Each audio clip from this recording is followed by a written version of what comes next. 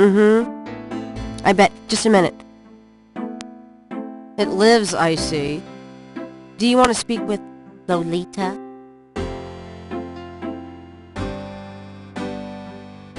I'm sorry, but Gabriel is allowed. Oh, I mean, he's out. Yeah, if he ever comes back, I'll tell him. You know, you could do better. I know I don't know you, but you could do better. Good morning. The phone's been ringing off the hook all morning.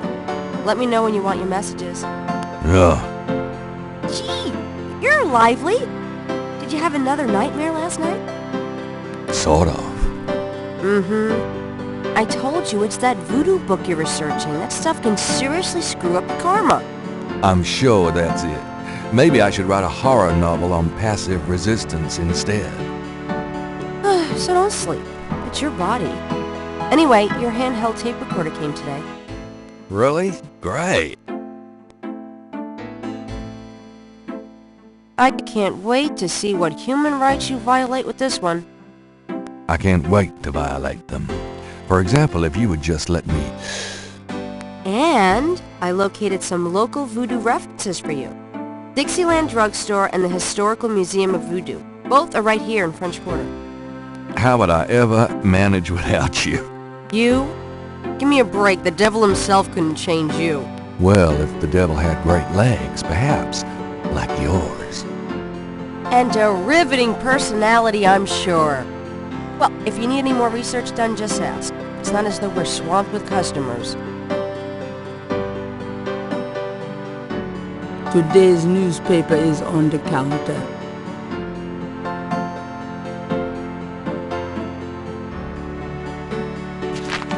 Times-Picayune, dated June 18, 1993. The front page has an article about the voodoo murders. The article says that the victims are all identified as members of the underworld. The general public of New Orleans is in no danger.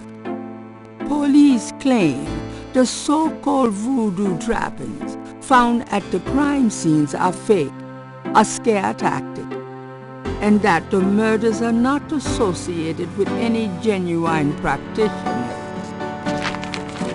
Gabriel also scans the Aquarius horoscope for the day. Potential storms ahead.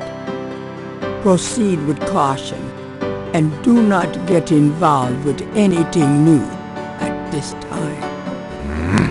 Right.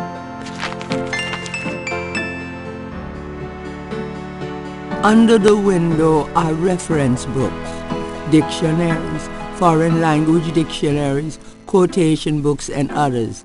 Gabriel borrows them often when he's writing. The top shelf contains a set of German books that once belonged to Gabriel's grandfather. The books on the desk all need repair work. 3 snakes in a skull. Gabriel's father painted it. What a wacky offbeat kind of guy Daddy was. Grace keeps her art supplies here. Don't mind if I do. Do what? Oh, nothing.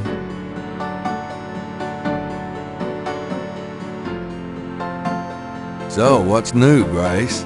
Your use of mathematics, for one thing. These books are unbelievable. What can I say?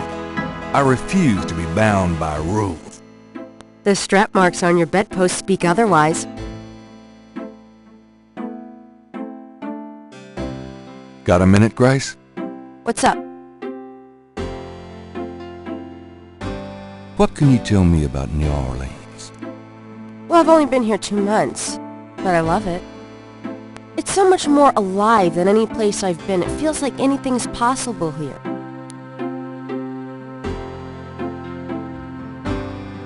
Tell me about yourself, Grace. Yeah, right, Knight. I mean it. What do you want to know? How come we haven't gone out yet?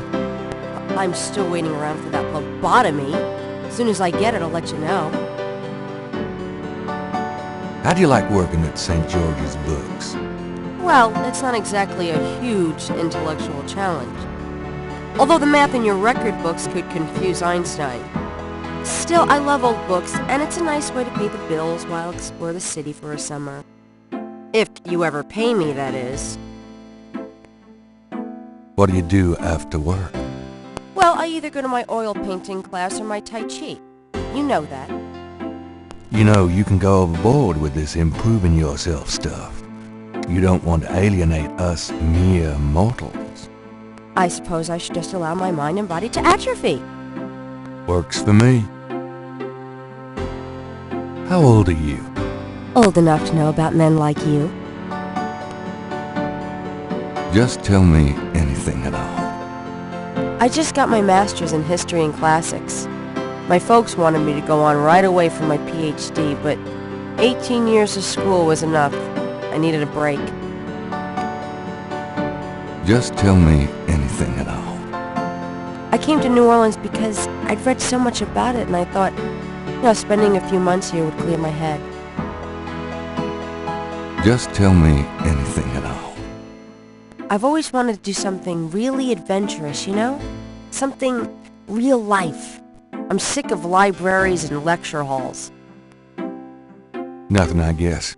Never mind. Suit yourself. Do you have messages for me? Dana called, and Susie left a message about a lawsuit. Awesome. Okie dokie. There's more when you want 'em. Do you have more messages for me? Your grandmother called. I keep meaning to get over there. What did she say? Did she sound good? She sounded great, and we had a nice little chat about you. Grace. Don't worry. I didn't go into detail about your cardinal sins. Not that anything about you could surprise her. She adores you anyway. She's my girl. But she said to remind you to stop by and go through your father's things. Okay. Do you have more messages for me? Here's a strange one. You got a call from someone named Wolfgang Ritter? He was calling from Germany. He told me it was urgent, maybe you should give him a call. Call Germany? Like hell. If it's really important, he'll call back. Well, fine. Let's just hope he's not with the German lottery for pitiful American authors. Do you have more messages for me? Your friend Detective Mosley called. Talkative, isn't he? Especially with you. What do you want? He left an interesting message. He told me to tell you that his mother's maiden name is Humphrey. Oh, that's Humprey. Fascinating. And that he left some photos for you at the station, at the front desk. It's about time. Gabriel, those photos wouldn't have anything to do with the voodoo murders, would they? Now, why would you say something like that? Because I know you. You're getting privileged information, aren't you? Did you tell him you'd put him in your new voodoo book? A writer has certain obligation to his readers, you know. Gabriel, you know you'll never put him in your book. Your main character is a female orthodontist. You're gonna be reincarnated as a pit bull if you keep screwing with your karma. As long as it's a male pit bull with a really big... That's enough. Thanks. Anyway, that's all the messages. Thank God.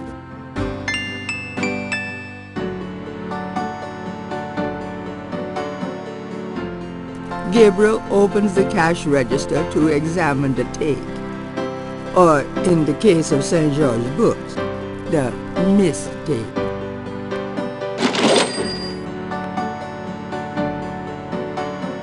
I trust you can live without this old gift certificate. Knock yourself out.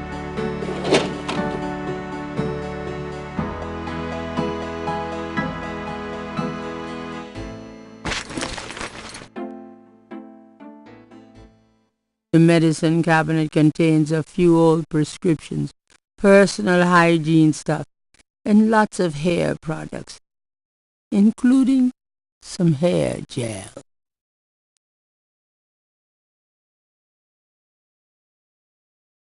I'll take this hair gel. You never know when you'll need a touch-up. There's a flashlight on the dresser. This building's wiring leaves a lot to be desired.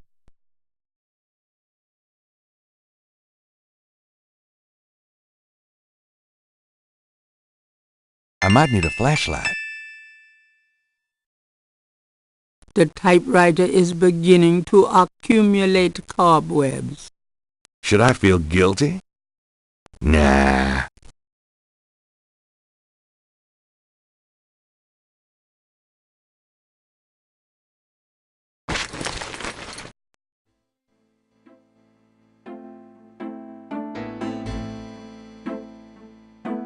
I'm gonna take the tweezers for a bit. Good. You're beginning to look a little scruffy. Just trying to make you feel at home. Mind if I borrow the magnifying glass? No, Sherlock. Just bring it back when we get the next estate shipment. No problem.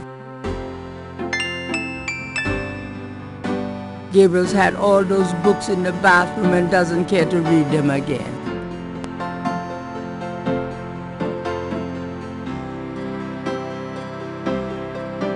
Gabriel selects a volume of German poetry that he always found strangely compelling.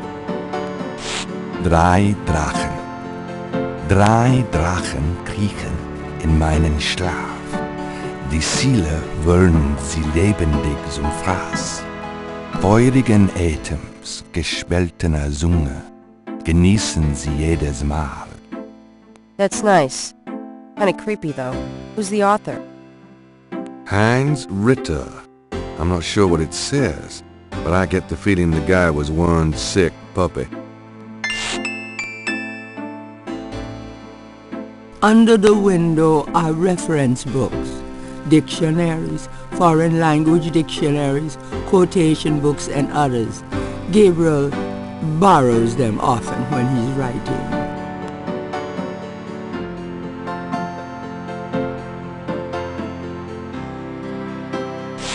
Gabriel leafs through a German-English dictionary.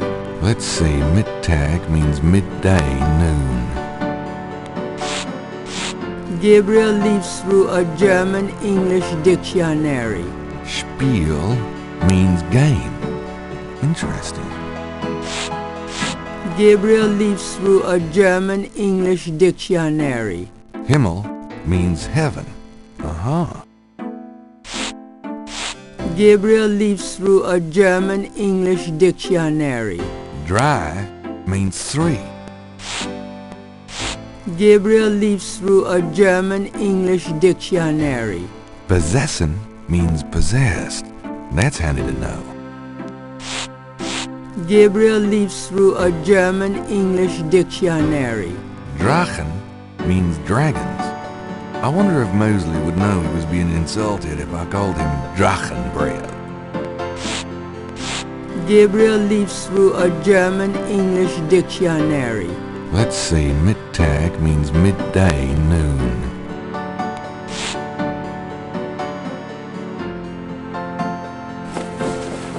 I've got some things I need to do.